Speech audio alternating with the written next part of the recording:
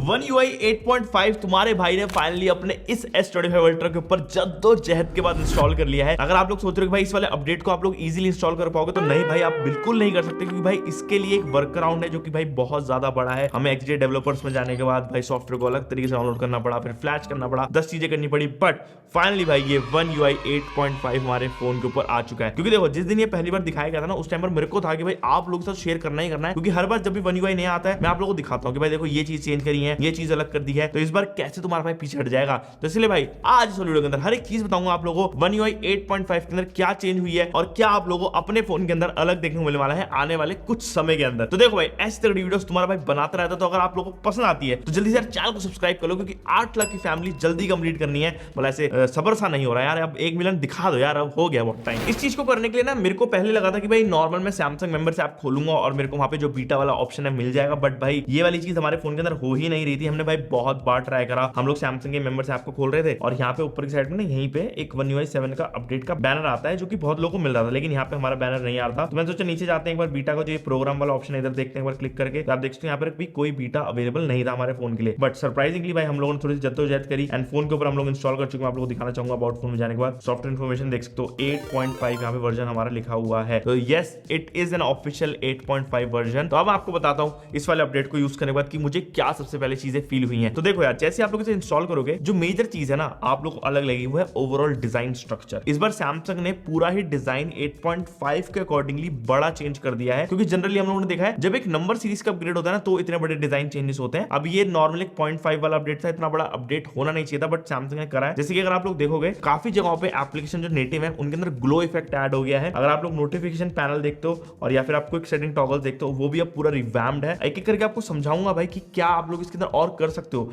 Basically जो customization है ना वो अब नेक्स्ट लेवल जा चुकी है। बेसिकली अब आपको ना पिल शेप डिजाइन मिलता है सर्च बार के अंदर, हर जगह पे जहां पर भी सर्च बार दिखेगा आपको पिल शेप मिलेगा। जैसे कि यहाँ पे नीचे देख सकते हो सर्च बार पिल शेप वाला आ रहा है। अगर मैं सेटिंग्स खोलता हूं तो यहाँ पर भी अगेन एक फ्लोटिंग पिल शेप वाला सर्च बार है। और ये चीज ना हमने भी रिसेंटली एप्पल iOS 26 में देखी थी, तो काफी लोगों को चीज पसंद आई थी। मुझे पता था ये चीज कहीं ना कहीं कॉपी होगी या फिर कैसे तो इंस्पिरेशन लिया जाएगा, जो कि हमारे को यहाँ पे भी देखने को मिला है। ये ना बेसिकली बहुत ज्यादा मॉडर्न लग रहा है डिजाइन। अगर आप लोग सेटिंग्स खोलते हो, अगेन मैं आपको स्टार्टिंग में बताना चाहता हूँ एक और चीज जो मैंने बहुत ज्यादा ऐसे देखी तो मुझे अच्छी लगी, वो है भाई सेटिंग जो है डीक्लटर्ड है। मतलब पहले आपको ना हर मेन्यू के अंदर एक सब मेन्यू मिलता था, बट अब वो चीज यहाँ से हट चुकी है। अब आपको क्लीन मेन्यू देखने को मिल रहा है। जैसे कनेक्शन के नीचे कुछ और एक्स्ट्रा चीजें नहीं लिखी है, सिर्फ कनेक्शन लिखा है। आप लोग उसको खोलते हो तो उसके बाद आपकी सारी चीजें यहाँ पर शोकेस हो जाती है। This is very nice thing. और जैसे मैंने आपको बताया कि थोड़ा बहुत बैकग्राउंड ग्लो भी ऐड हुआ है, तो आगे चल के बताऊंगा। लेकिन स्टार्ट करते सबसे पहले भाई लॉक स्क्रीन के चेंजेस से, क्योंकि यहाँ पर जो चेंजेस हुए हैं वो बहुत बड़े हैं। क्योंकि आपने देखा होगा इस टाइम पर हर एक एंड्रॉइड सेगमेंट या फिर iOS इवन एप्पल भी अपने लॉक स्क्रीन को लेकर थोड़ा ज्यादा कस्टमाइजेबल हो गया है। यहाँ पे सैमसंग कैसे पीछे हटेगा, तो उन्होंने भी भाई काफी अच्छा अडेप्टिव हमारे को क्लॉक एंड डेट स्टाइल दे दिया है, जो कि अडेप्ट हो जाता है वॉलपेपर के हिसाब से, अपने आप वो श्रिंक कर लेगा साइजिंग। एंड आप देख सकते हैं बहुत ज्यादा इंट्यूटिव लगता है, वो दिखने में मॉडर्न लगता है। अगेन मैं आपको बता रहा था, और आप लोग इसे अपने हिसाब से एडजस्ट भी कर सकते हो। बट मुझे पर्सनली ऐसा लग रहा था कि ना इसके अंदर और ज्यादा अपग्रेड्स आएंगे, क्योंकि अगर आप लोग सैमसंग के अलावा दूसरे ब्रांड्स को देखते हो, वन प्लस, iQOO, Vivo जितने भी हैं भाई, उनकी जो लॉक स्क्रीन है वो नेक्स्ट लेवल चली गई है। मतलब वो लोग तो भाई कुछ अलग ही काम कर रहे हैं, स्पेशल डेप्थ इफेक्ट डाल दिया। बट वो चीजें मुझे लगता है बीटा 1 के अंदर नहीं है, लेकिन शायद बीटा 2 या बीटा 3 के अंदर सैमसंग ऐड कर सकता है इस फोन के अंदर। बट लॉक स्क्रीन के ऊपर एक चीज है जो ऐड हुई है, वो है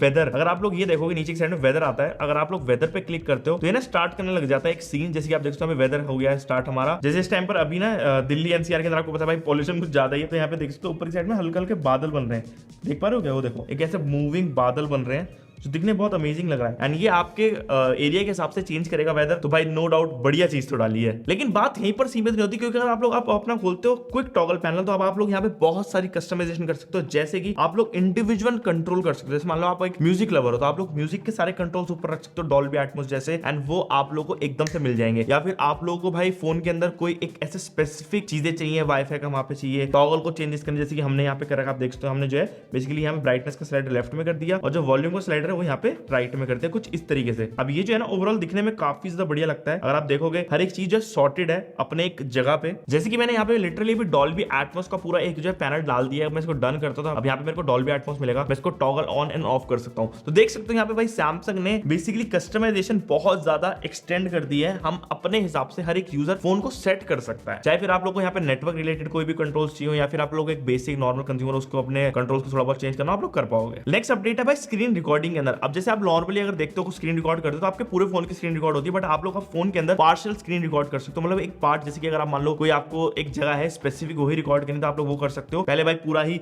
फोन को रिकॉर्ड करना पड़ता था, फिर बाद में क्रॉप करना पड़ता था, जो कि एक अच्छी चीज है। मेरे को सबसे बढ़िया चीज पता है क्या लगी, वो है क्विक शेयर पैनल। तो बेसिकली अब क्विक शेयर पैनल ज्यादा डेडिकेटेड हो गया है ऐसे फाइल्स को भेजने में और ऐसे एक्सेप्ट करने में। आप लोग अगर इसको खोलोगे तो आपको दिखेगा कि जो हमारी स्पीड है वो भी अब बहुत ज्यादा फास्ट हो गई, मुझे पर्सनली ऐसा लगा। सेकंड, यहाँ पे जो ओवरऑल यूआई है वो चेंज हो चुका है पूरा। अभी एक्चुअली एक ऐसे सेंडर बन चुका है, पहले ऐसा लगता था भाई अजीब है, लेकिन अब ये एक्चुअली लग रहा है। अब क्विक शेयर के अंदर एक बहुत ही तगड़ी चीज आ गई है। मान लो आप अपने दोस्त की एक फोटो क्लिक करें, आप उसको शेयर करना चाहते हो, उसके बाद भी सैमसंग का डिवाइस है, तो ये जो फोन है आपकी उस बंदे की फोटो डिटेक्ट कर लेगा, उसका फेस, और उसी का ऑप्शन क्विक शेयर के अंदर सबसे पहला दिखाएगा, चाहे वो थोड़ा सा दूर भी खड़ा हो आसपास आपके, भले ही और भी सैमसंग फोन हो। तो ये भी एक और अच्छी चीज है। अब आपको पता होगा भाई कुछ कुछ एप्स ऐसी जिसके अंदर भाई भर भर के एड्स आती हैं। अब आप लोग इसके अंदर वो जो एक्सेसिव एड्स वाली एप्लीकेशन को डायरेक्टली जाकर स्विच ऑफ कर सकते हो। ये भी अगेन एक प्रिवेसी के अंदर सेटिंग इन्होंने ऐड कर दिया है। अच्छा, प्रिवेसी की बात करें तो हम लोग चलते हैं एक्चुअल नेटिव एप्लीकेशन के अंदर जो कि चेंज हुआ है। तो मैंने आपको स्टार्टिंग के अंदर सेटिंग्स का टैब तो बता ही दिया था कि इसके अंदर काफी सारे चेंजेस हुए हैं, लेकिन अगर आप लोग जाओगे बैटरी सेक्शन के अंदर, बैटरी सेक्शन के अंदर आप देख सकते हो काफी बड़ा चेंज हो चुका है भाई, थोड़ा ज्यादा क्लीन और मॉडर्न लग रहा है। अगर आप लोग डिवाइस केयर खोलते हो तो इसके अंदर भी आपको थोड़ी बहुत चीजें चेंज मिल रही है, पहले ऐसा नहीं आता था। ये चीजें आपको एकदम से रियलाइज नहीं होंगी, बट जब आप लोग इनको यूज करना स्टार्ट करोगे तो आपको पता चलेगा नहीं भाई इनके एडवांटेज तो थी। देखो, अच्छा इसी के चलते एक और चीज है, अगर आप लोग के फोन के अंदर कोई फाइल्स है फॉर एग्जांपल, एंड आपके पास एक और सैमसंग का ही कोई फोन है जैसे कि फोल्ड है या फिर कोई भी दूसरा फोन है, और उसके अंदर सेम आपका अकाउंट लॉगिन है जो सैमसंग अकाउंट है, तो आप लोग अब उस फोन की फाइल्स को अपने दूसरे फोन के अंदर देख सकते हो। ये बहुत ही तगड़ी चीज है, जैसे कि मैं इस One UI 8.5 के अंदर कर सकता हूं। तो हमारे को फाइल शेयर करने की जरूरत नहीं है, मैं डायरेक्टली वहीं से चेक कर सकता हूं कि क्या क्या फाइल है इसके अंदर मैं इंपोर्ट करना चाहता हूं। अब बात करते हैं नेटिव एप्लीकेशन के अंदर क्या क्या चेंजेस आए हैं। जैसे कि आप लोग अगर क्लॉक एप्लीकेशन यूज करते हो, क्लॉक के अंदर भाई बहुत सारे चेंजेस हैं। अब जो है पूरा का पूरा एक अलग ही सिस्टम बन गया है। क्लॉक के अंदर बहुत मेजर अपडेट्स हैं, जैसे कि आप देखोगे इस बार जो है नीचे मैंने आपको स्टार्टिंग में बताया था पिल शेप डिजाइन हो गया, जिसकी वजह से यूआई थोड़ा मॉडर्न लग रहा है। सेकंड, अगर आप लोग जाते हो वर्ल्ड क्लॉक के अंदर, तो वर्ल्ड क्लॉक का जो पूरा डिजाइन है वो चेंज हो गया। जैसे कि हम लोग अभी इस टाइम पर इंडियन स्टैंडर्ड टाइम है, तो हल्का सा हमारे को पीछे जो बैकग्राउंड मिल रहा है वो इंडियन स्टैंडर्ड टाइम के हिसाब से मिल रहा है। अगर आपको टाइम जोन को कन्वर्ट करना है तो कन्वर्टर के लिए ना एक बहुत ही इंटरेस्टिंग ऑप्शन है, जैसे कि देख सकते हो। अगर मेरे को प्लस करना है तो मैं प्लस करूंगा, ये देखो कुछ इस तरीके से। अगर दिल्ली के अंदर 8:30 बजे होंगे तो लंदन के अंदर क्या टाइम होगा, लोकल टाइम क्या रहेगा, आप देख सकते हो। यहाँ पे काफी ज्यादा सही चीज है। मतलब ये जो लोग भाई बाहर रहते हैं, जिनके रिलेटिव्स बाहर रहते हैं, उनके लिए बहुत अच्छी ऑप्शन है ये कन्वर्ट करने के लिए ऑन द गो। बहुत ही सही चीज मुझे लगी। प्लस आप देख सकते हो पूरा यूआई तो रिवैम्प हो चुका है, पूरी टाइल्स के अंदर चीज आ रही है। लेकिन एक और चीज जो कि स्टॉप वॉच, स्टॉप वॉच का तो पूरा ही रीडिजाइन हो चुका है भाई। अब जो एक एक्चुअल स्टॉप वॉच लुकिंग है ये, पहले तो एक नॉर्मल डिजिटल स्टॉप वॉच थी, अच्छी नहीं लगती थी, बट अब ये ज्यादा अच्छी लग रही है। थोड़ा सा ग्लो इफेक्ट भी आ रहा है। मैं आपको बताता नेटिव एप्लीकेशन के अंदर ग्लो भी है, वो अगेन चीज वही दिख रही है। स्टार्ट करेंगे, यहाँ पे आप देखो हमारी स्टॉप वॉच स्टार्ट हो गई, बढ़िया लग रही है दिखने में। हम लोग यहाँ पे नॉर्मल नेटिव वैसी भी रख सकते हैं, बट मेरे को लगे ये थोड़ी ज्यादा पसंद आई। एंड साथ ही में टाइमर के अंदर भी यहाँ पे आपको अपग्रेड मिल जाता है, अगेन ग्लो इफेक्ट है, थोड़ा ज्यादा मॉडर्न एंड प्रीमियम लग रहा है। और अगर आप लोग इसको नॉर्मल मोड में डालते हैं जैसे कि लाइट मोड के अंदर, तो लाइट मोड के अंदर इसकी फील थोड़ी सी डिफरेंट है, उसके अंदर प्रीमियम लग रहा है, बट डार्क मोड के अंदर तो फील ही अलग आ रही है। अब नेटिव एप्लीकेशन की हम लोग बात करें तो गैलरी को कैसे भूल सकते हैं। तो गैलरी के अंदर बहुत एक बड़ा चेंज ये हो गया है कि अब आप लोगों को अगेन यहाँ पर भी पिल शेप डिजाइन मिल रहा है, जिससे कि थोड़ी ज्यादा स्क्रीन रियल एस्टेट मिल जाता है हमारे को, तो थोड़ा सही रहता है। सेकंड, अब आप लोग को इधर मिल रहा है प्रिवेसी गैलरी का ऑप्शन। तो पहले आप लोग को ना एक ऐसे अपनी फोटोज को हाइड करने के लिए सिक्योर फोल्डर बनाना पड़ता था, फिर उसके अंदर जाके हाइड करनी पड़ती थी, बट आपको इधर ही अब डायरेक्टली एक ऑप्शन मिला जो कि आप लोग सिक्योर कर सकते हो अपनी एल्बम को, जिसके आप लोग कोई भी अपना माल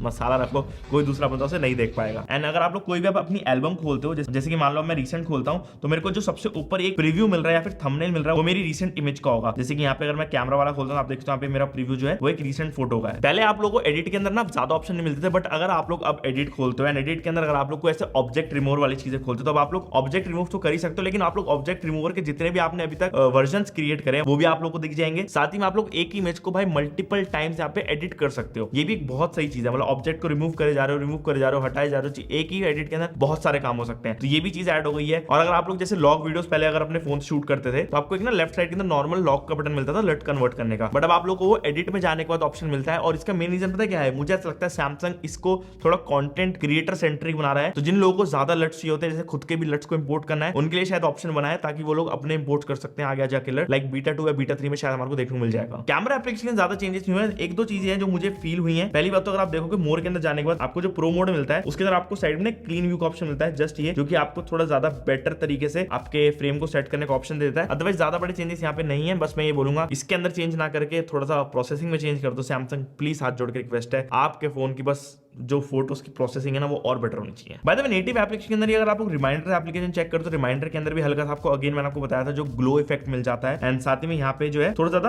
अच्छी तरीके से चीजें सॉर्टेड है। अगेन पिल शेप थोड़ा सा डिजाइन कॉपी करा हुआ है, एड रिमाइंडर डायरेक्टली नीचे आता है, इसको आप लोग क्लिक करोगे आप लोग रिमाइंडर यहाँ पे सेट कर सकते हो। और इसी के चलते नेटिव एप्लीकेशन एक और है जो कि कैलकुलेटर। कैलकुलेटर के अंदर भी आपको ग्लो देखने को मिलता है। अगर मैं इसको डार्क मोड में डाल दूं फोन को एंड देन अब आपको दिखाऊं तो आप देखते हैं यहाँ पे हल्का सा ग्लो आता है जब भी मैं प्रेस कर रहा हूँ। एंड अगर आप देखोगे ध्यान से तो जितने भी हमारे ये हैं लाइक जो नंबर आ रहे हैं जिस तरीके से पॉप हो रहे हैं वो एक बहुत ही बढ़िया सा वे है, देख रहे हो कितना अच्छा लग रहा है। अब नेटिव एप्लीकेशन की बात हो रही थी, एक और एप्लीकेशन है जो बहुत बढ़िया लग रही है वो है रिकॉर्डर एप्लीकेशन। वॉइस रिकॉर्डर जो है बहुत ही अलग हो गया, जैसे मैं आपको दिखाना चाहूंगा। अगर आप लोग वॉइस रिकॉर्ड करना स्टार्ट करते हो तो अब हमारे को एक वेव फॉर्म मिलता है जो कि हमारी एक एक्चुअल आवाज का है, जैसे देख सकते हो कुछ ज्यादा ही बढ़िया लग रहा है। और ये ना बहुत ही डिफरेंट ग्लो टाइप इफेक्ट है, पहले ऐसा नहीं था, अभी थोड़ा ज्यादा अच्छा लग रहा है। आप देख सकते हो नीचे साइड में कितना प्यारा ग्लो आ रहा है और ऊपर की साइड में जो स्ट्रीम है बहुत ही प्यारी लग रही है। ये रिकॉर्डर का जो लाल वाला जो एक्सेंट कलर होता है वही इन्होंने काइंड ऑफ मैरून सा कैरी फॉरवर्ड करा है और ये ना मेरी आवाज के तरीके से ग्लो कर रहा है, देख रहे हो जितना मैं तेज बोलूंगा उतना ग्लो कर रहा है। तो हाँ भाई, सैमसंग ने कुछ माइन्यूट चीजों के ऊपर काम किया है, जो डिटेल्स अच्छी होनी चाहिए उनके ऊपर काम किया है। और मैंने ना ओवरऑल यूआई की जो परफॉर्मेंस है उसके अंदर भी देखा है कि जो एनिमेशन है थोड़ी ज्यादा फास्ट हो गई है, फोन थोड़ा ज्यादा फास्ट फील हो रहा है as compare to earlier one. और ऐसा लग रहा है कि हाँ भाई एनिमेशन के अंदर भी हल्का सा सैमसंग ने काम किया है। तो मैं ये बोलूंगा यार देखो, इस अपडेट के बाद आपको फोन के अंदर बहुत सी चीजें मिल रही हैं, बट ऐसा मत समझना कि ये अभी बस खत्म हो गया। इसके अंदर अभी बीटा 1 ही आया है, बीटा 2 बीटा 3 के बाद बहुत सी चीजें आ भी सकती हैं और बहुत सी चीजें हट भी सकती हैं। अगर आप लोगों के अंदर ज्यादा कीड़ा है कि भाई हमारे को कस्टमाइजेशन जो सैमसंग दे रहा है उतनी नहीं करनी, इससे एक्स्ट्रा करनी है, तो सैमसंग आप लोगों के लिए, ऐसे अंदर के चुस्त लोगों के लिए देता है गुड लॉक। गुड लॉक के बाद भाई आपके जो ऑप्शन है वो अनेक हो जाते हैं। हमारे पास यहाँ पे थीम पार्क डालने के बाद एक और ऑप्शन ऐड हुआ है जो कि है पूरा आईफोन के पापा कह सकते हो इसको, क्योंकि आईफोन में आता था भाई नॉर्मल ग्लास मोड, इसके अंदर आता है glass mode ultra pro level max. क्योंकि आप देखते हैं यहाँ पे जो एंगल ऑफ लाइट है हम लोग वो चेंज कर सकते हैं इस ग्लास इफेक्ट के अंदर, लाइट कितनी आ रही है वो मैं चेंज कर सकता हूँ, देख सकते हैं यहाँ पे एंगल चेंज कर सकता हूँ, ग्लास किस तरह ग्लो इफेक्ट चाहिए मुझे, ग्लो किस तरह ग्लो चाहिए मैं वो भी सिलेक्ट कर सकता हूँ। तो भाई ये इन्होंने क्या कर दिया है मुझे खुद नहीं समझ आ रहा। थीम पार्क के बाद आप लोग अपनी चीजों को और तगड़े तरीके से कस्टमाइज कर सकते हो। अच्छा by the way, desk mode के अंदर भी काफी सारे चेंजेस आए हैं। अगर आप लोग डेस्क मोड स्पेसिफिकली यूज करते हो तो आप उसके अंदर आपको मल्टीपल डेस्कटॉप का ऑप्शन मिल जाता है, साथ ही में आप लोग अब डेस्क मोड के अंदर भी स्क्रीन रिकॉर्डिंग कर सकते हो। तो जितने लोग भी ऐसे कॉर्पोरेट वाले हैं जिनको डेस्क मोड यूज करने की आवश्यकता पड़ती रहती है, आप लोगों के लिए भी एक बड़े अपग्रेड्स आ चुके हैं One UI 8.5 के अंदर। अब मुझे पता है बहुत से लोग पूछेंगे भाई उनके डिवाइस के लिए कब आएगा, तो देखो भाई ऑफिशियल रिलीज इसका होगा जब S26 सीरीज आ जाएगी, जो कि होगा जनवरी के एंड के अंदर आसपास। और उसके बाद आपके मेजर सभी स्मार्टफोन के अंदर ये रोल आउट होना स्टार्ट हो जाएगा, डिपेंडिंग कि आपका फोन कितना पुराना और कितना सपोर्ट करता है सॉफ्टवेयर को। सेकंड चीज ये कि अभी बीटा 1 था, इसके अंदर चेंजेस जो आए हैं वो रहने के बाद अभी बीटा 2 बीटा 3 के अंदर और भी बड़े चेंजेस आ सकते हैं, चीजें ऐड ऑन होती भी दिख सकती हैं। बट मेरे हिसाब से अभी के लिए ये One UI 8.5 काफी ज्यादा तगड़ा है। बाकी आप लोग देखा कमेंट सेक्शन तो बता ही सकते हो, खुला है दरबार, वहां पे जो भी कमेंट करना चाहते हो कर देना। एंड अगर ये वाली आप लोगों को वीडियो पसंद आएगी तो आप लोग लाइक कर सकते हो, चैनल को आप लोग सब्सक्राइब कर सकते हो और मैं आपसे मिलता हूं नेक्स्ट वाली वीडियो के अंदर। Okay guys, bye bye.